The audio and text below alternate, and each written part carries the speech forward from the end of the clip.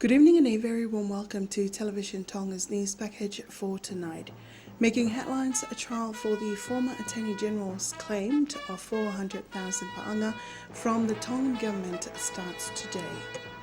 Pacific International Commercial Bank to start operation in Tonga early next year. And it is vital to educate younger children on early childhood education. These and more stories later on in this bulletin, together with the latest news from around the region, sports, international scene, and the latest weather. I'm Fatay Whainga'a with your news for tonight.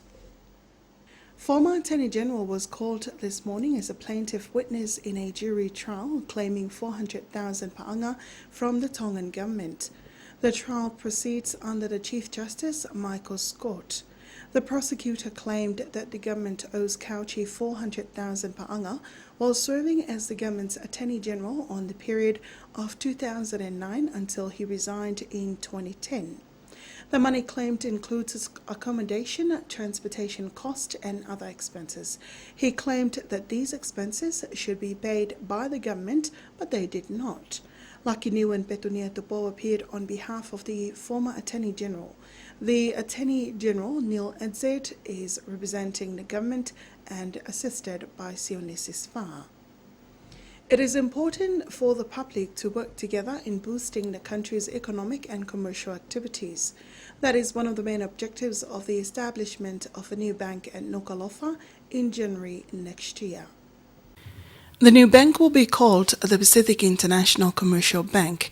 Aisake Tuyono, one of its directors, told Radio and Television Tonga News that shareholders of the new bank involved Her Royal Highness Princess Piloleva and Mr. Hu, are well-known businessmen from China. The bank has appointed 3 managers for its branches.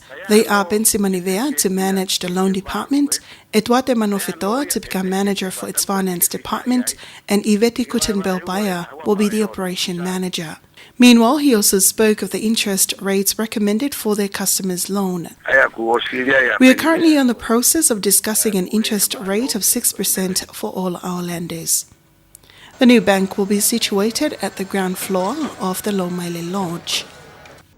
Village Laws is this year's theme for the Attorney General's Office Law Week for 2013. The intention is to discuss laws directly relating to life in villages. Such laws include acts relating to the powers and duties of town officers and district officers, order in public places, stray animals, loud noise and music, dances, land rights, cemeteries, domestic violence, access to tobacco and alcohol, and traffic offences, to name a few. The programs delivered in Law Week 2013 will consist of a daily radio talkback show on Radio Tonga from Monday to Friday and a nightly television discussion panel on Television Tonga with town officers from different villages in Dongatapo. This is the 7th Law Week held by the Attorney General's Office and will be held on Monday, November 25th until Friday, November 29th, 2013.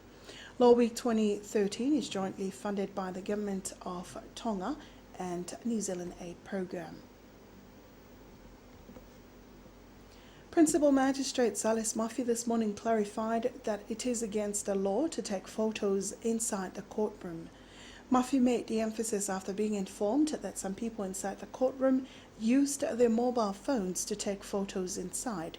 This was during the 3rd day of the preliminary inquiry of the Paul College students whom were alleged for damaging a house in the Four on July 18, 2013.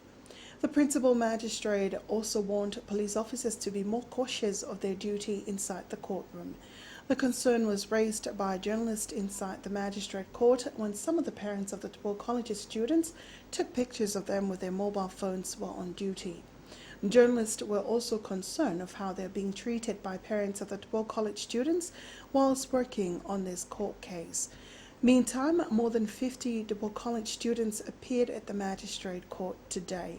The students were alleged for causing bodily grievous harm, trespassing, riotous assembly, conspiracy to commit a crime, and willful damages to the house of Kepu Ioane. He also warned the students that they are being alleged with serious crimes and can be imprisoned up to 15 years if found guilty. A love for the country and willing to help the people are motivational tools behind the achievements of the Deputy Director for Climate Change, Loisa Tuiafitu Malolo. Mrs. Malolo of the Ministry of Lands, Environment, Climate Change and Natural Resources told the Secretariat of the Pacific Regional Environment Program that she has been working for climate change and environment for well over 20 years. Sinladu tells you more. Because of the importance to rapidly address climate change issues, the Deputy Director for Climate Change, Loisa Tuiafitu Malolo, take the lead in boosting alternatives to tackle climate change. One of the many tasks Ms. Malolo is undertaking is to make sure that at least 60% of the activities in the National Action Plan that brings together climate change and disaster risk management is achieved in a short time span.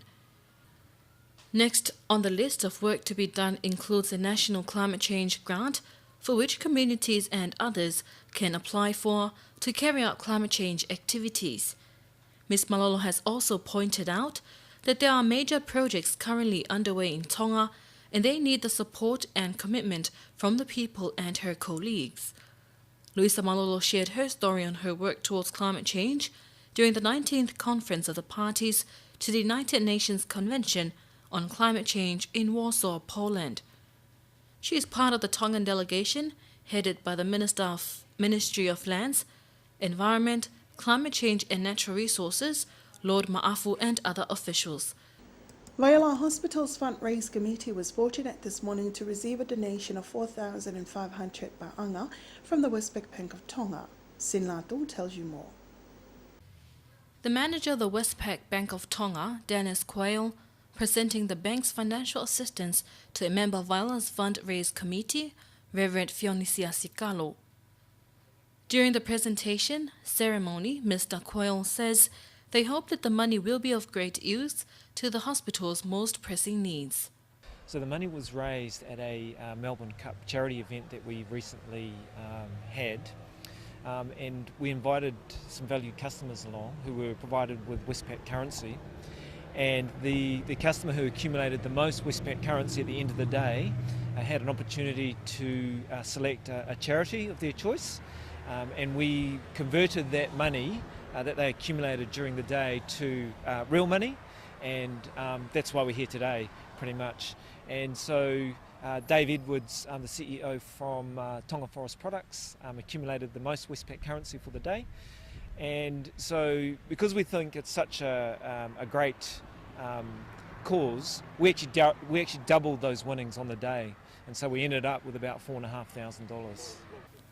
The CEO of Tonga Forest Product, David Edwards, says he is happy to make the donation to help those at Viola. There's always people in need, especially those who are by some way have ill health or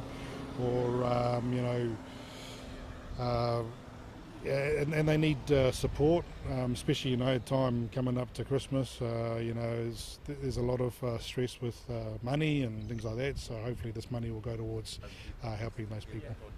Meanwhile, Reverend Fionisia says the money will be allocated to the hospital's needs, and it includes fixing of its laundry machine and expenses for identification cards for the patients. We this year target to collect 130,000 ba'anga, but with this donation it will be of great help. He says they have collected more than 700,000 ba'anga and are expecting to receive more based on pledges from the public. As the 8th Conference of the Pacific Community ends, the meeting agreed that cultural and mental health ought to be considered in the post-2015 Sustainable Development Goal process. This was a result from 4 international processes such as the high-level panel, Small Island Development States Priorities from the Interregional Preparatory Meeting in Barbados in September 2013 and others. Information from SPC states that the conference then continued to welcome SPC's commitment to support all of its island member countries, including Tonga, to engage strategically in the post-2015 development agenda. They also welcomed the new Director General of SPC, Dr. Colin Tukuitonga. However, attending the South Pacific Communities Aid Conference was the Secretary of Foreign Affairs, Wa'ingato Ne. It is important to introduce education to younger children at an early age. That is one motto of the Whetungingila Pongpongi Early Childhood Education at Mo'a. This was the emphasis of their graduation program this morning.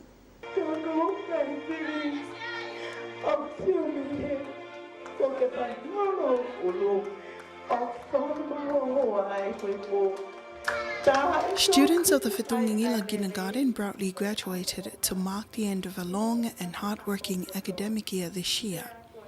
Certificate and gowns were presented to them for their successful achievement.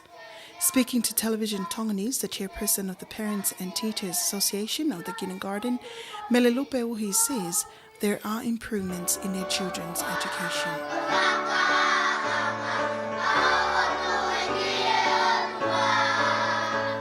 There are about 30 students graduating this year. And that's the local news. Here's a look at the latest news from around the region.